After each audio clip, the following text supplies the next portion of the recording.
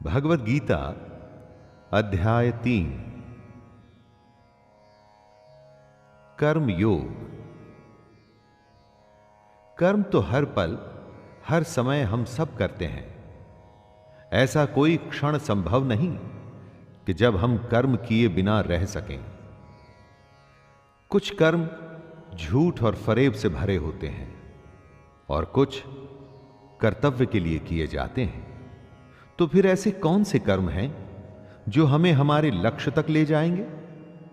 उसी के एनालिसिस श्री कृष्ण हमारे लिए करेंगे और हम उसे आम जन जन की भाषा में, यानी कि आपकी ही बोली में आपके लिए लाए हैं।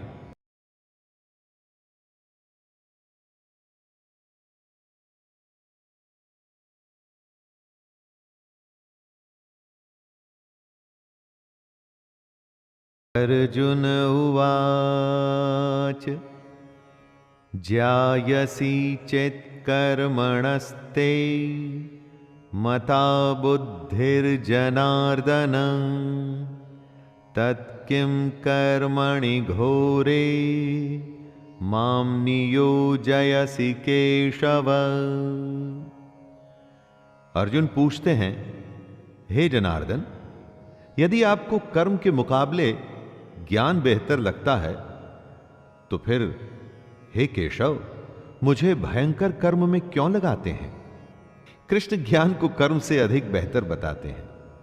तो उस हालत में यह सवाल उचित बनता है कि वह अर्जुन को कर्म करने के लिए, मतलब युद्ध करने के लिए क्यों कह रहे हैं? क्योंकि अगर ज्ञान की ही बात है तो वो तो अर्जुन कृष्ण से ले ही रहे हैं। तो अपनों को मारने के ऐसे भयंकर युद्ध में कृष्ण उन्हें क्यों लगा रहे हैं?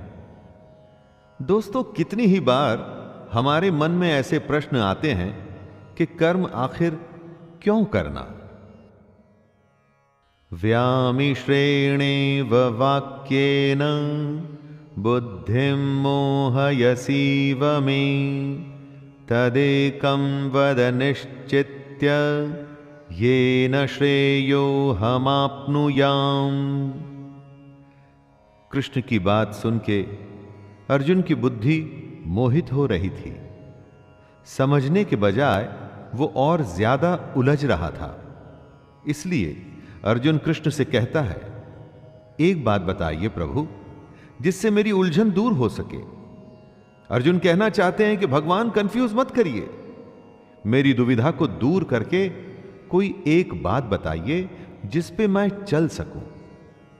कृष्ण ने जो बातें बताई वो गूढ़ हैं, कॉम्प्लिकेटेड हैं, गहरी हैं। ऊपर से देख के ऐसा लगता है कि ये तो बस ज्ञान की बातें हैं, इन पर चलें तो चलें कैसे?